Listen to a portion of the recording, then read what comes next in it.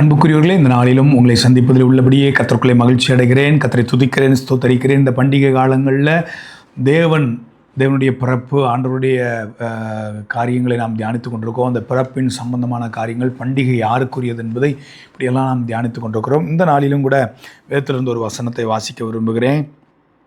27ஆம் வசனம், லூக்கா 1ஆம் அதிகாரம் 27ஆம் வசனம்.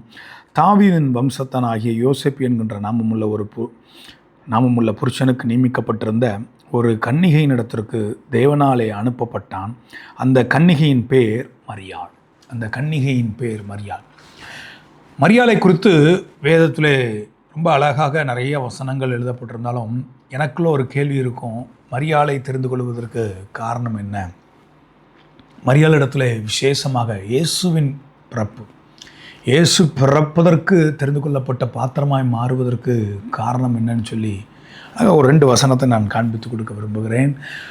ஆண்டவர் நம்முடைய உள்ளத்தில் பிறப்பதற்கும் உள்ளத்தில் நிலைத்திருப்பதற்கும் நம்மோடு கூட எப்பொழுது இருப்பதற்கும் இந்த சுபாவம் ரொம்ப அவசியமானது. தேவதூதன் போகட்டும். தேவதூதன் 28ஆம் வசனத்திலிருந்து வாசிக்கிறேன். அவள் இருந்த வீட்டில் தேவதூதன் பிரவேசித்து, கிருபை பெற்றவளே வாழ்க, கர்த்தர் உன்னுடனே இருக்கிறார், ஸ்திரீகளுக்குள்ளே நீ ஆசீர்வதிக்கப்பட்டவள் என்றான். அவளோ அவனை கண்டு அவன் வார்த்தையினால் கலங்கி இந்த வாழ்த்துதல் எப்படிப்பட்டதோ என்று சிந்தித்து கொண்டிருந்தாள். தேவதூதன் அவளை நோக்கி, மரியாளே, பயப்படாதே, நீ தேவனிடத்தில் கிருபை பெற்றாய். 28, 29, 30 வசனங்களில் இந்த காரியங்களை எழுதப்பட்டிருக்கிறது. நீ தேவனிடத்தில் கிருபை பெற்றாய். தகுதி இல்லாதவர்களை தகுதிப்படுத்துவது தேவனுடைய கிருபை எல்லாருக்கும் கிடைச்சிடாது. நாம் அறிந்திருக்கிறபடி தாழ்மை உள்ளவர்களுக்கோ கர்த்தர் கிருபை அளிக்கிறார். இதை மரியாளும் இங்கே எழுதுகிறார். 48ஆம் வசனத்தில், அவர் தம்முடைய அடிமையின் தாழ்மையை நோக்கி பார்த்தார். இதோ, இது முதல் எல்லா சந்ததிகளும் என்னை பாக்கியவதி என்பார்கள். தாழ்மை. கர்த்தர் அவளை தெரிந்து கொள்வதற்கு ஒரு முக்கியமான காரியம் தாழ்மை. அந்த இடத்துல அழகாக ஒரு வார்த்தை இருக்கிறது, அடிமையின் தாழ்மை. ஆண்டவருக்கு நம்ம ஒப்பு கொடுக்கறது வேற, ஆண்டவருக்கு அடிமையாக ஒப்பு கொடுக்கறது வேற. ரோமரில் வாசிக்கிறோம், எதற்கு கீழ்ப்படி அடிமைகளாக ஒப்பு கொடுக்கப்படுகிறீர்களோ அதற்கே நீங்கள் அடிமைகளாக இருக்கலாம்னு சொல்லி. இந்த பண்டிகை காலத்தில் ஒரு காரியங்களை நாம் தீர்மானம் எடுப்போம். ஆண்டவரே, உம்மிடத்தில் கிருபைப்படுகிறதற்கு நான் என்னை தாழ்த்துகிறேன். தேவ தயவை பெற்றுக்கொள்கிறதற்கு நான் என்னை தாழ்த்துகிறேன். அடிமையின் தாழ்மையை நோக்கி பார்த்தார் என்று சொல்லி மரியாள் அங்கே அழகாக சொல்லுகிறார். தொடர்ந்து வாசிக்கும்போது 31ஆம் வசனம், இதோ, நீ கர்ப்பவதியாகி ஒரு குமாரனை பெறுவாய், அவருக்கு இயேசு என்று பெயரிடுவாயாக. அவர் பெரியவராய் இருப்பார், உன்னதமானுடைய குமாரன் எண்ணப்படுவார். கர்த்தராகிய தேவன் அவருடைய பிதாவாகிய தாவீதின் சிங்காசனத்தை அவருக்கு கொடுப்பார். இயேசு கிறிஸ்துனுடைய பிறப்பு பூமிக்கு ரொம்ப முக்கியமானது. இயேசு கிறிஸ்துவனுடைய பிறப்பில் நாம் எல்லாரும் ரட்சிக்கப்பட்டிருக்கோம். அதுதான் உண்மை. அன்றைக்கு யூதர்கள், இஸ்ரவேலர்களை தேவன் சந்தித்தார், இஸ்ரவேலர்களோடு கர்த்தர் இருந்தார், அவர்களை நடத்தினார். ஆனால் இயேசு கிறிஸ்து என்றைக்கு பூமியில் ஜெனிப்பிக்கப்பட்டு நமக்காக வாழ்ந்து நமக்காக சிலுவையிலே மரித்து 3ஆம் நாள் உயிர் தெழுந்தாரோ, புறஜாதிகளாகிய உங்களை என்னையும் இன்னைக்கு பாளையத்துக்குள்ளே கொண்டு வந்து விட்டார். இதற்கு மரியாள் என்னக்கூடிய ஒரு பாத்திரத்தை கர்த்தர் தெரிந்து கொண்டார். ஏன் தெரிந்து கொண்டார்? தாழ்மையின் காலங்களை, தாழ்மையை பார்த்து தெரிந்து கொண்டார்.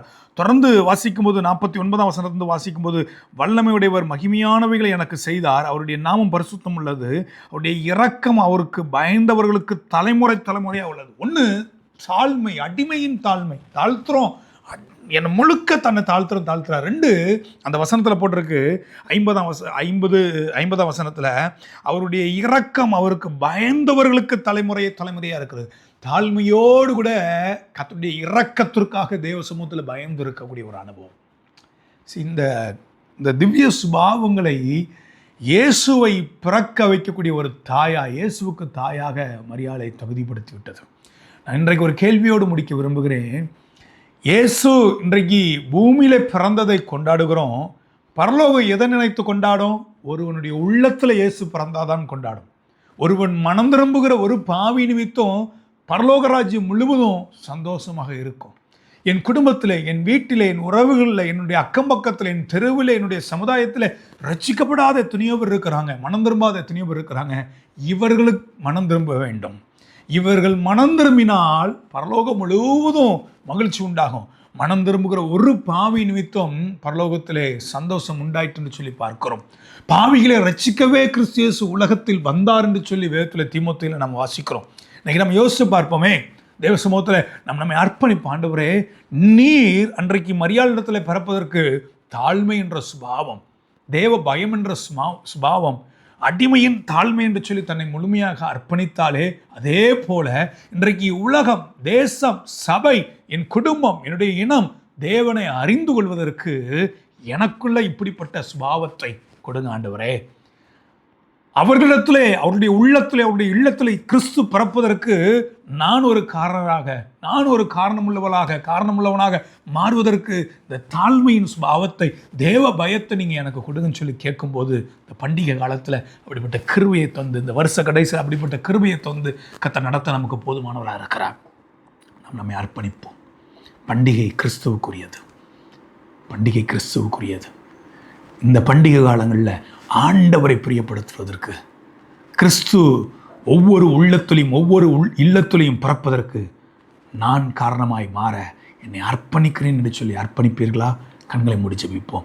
தகப்பனே, உம்மை நன்றியோடு கூட துதிக்கிறேன், உம்மை ஸ்தோத்தரிக்கிறேன். இந்த நாளுக்காக துதிக்கிறேன்ப்பா, துதிக்கிறேன், ஸ்தோத்தரிக்கிறேன். அப்பா, அன்றைக்கு நீர் மரியாள் என்னக்கூடிய பாத்திரத்தை தெரிந்து கொண்டு, ஆண்டவரே ஸ்தோத்திரம், நீர் அந்த தாயாருடைய வயிற்றிலே பிறந்து, ஆண்டவரே ஸ்தோத்திரம், எங்களையும் மீட்டு கொண்டு ரசித்து கொண்டீரே. அதை நினைத்து துதிக்கிறேன், ஸ்தோத்தரிக்கிறேன். இன்றைக்கும் அநேகருடைய உள்ளத்தில் நீர் பிறக்க வேண்டும், அநேகர் மனம் திரும்ப வேண்டும், தேவர் ராஜ்யத்திற்கு பங்குள்ளவர்களாய் மாற வேண்டும், சபை ரட்சிக்கப்பட்டவர்களால் நிரப்பப்பட வேண்டும் என்று சொல்லி நாங்கள் எங்களை தாழ்த்துகிறோம். அடிமையின் தாழ்மையை நோக்கி பார்த்தீர் என்று சொல்லி மரியாள் சொல்லுகிறது போல எங்களை தாழ்த்துகிறோம். ஒரு இடத்துல கிறிஸ்து பிறப்பதற்கு நாங்கள் காரணமாய் மாற எங்களுக்கு உதவி செய்யுங்க ராஜா. எங்களை அர்ப்பணிக்கிறோம். கர்த்தர் மகிமையடைங்க. தேவ பயத்துக்கு ஒப்பு கொடுக்கிறோம். தேவ சித்தத்துக்கு அர்ப்பணிக்கிறோம். இயேசுவின் மூலம் பிதாவே, ஆமென், ஆமென்.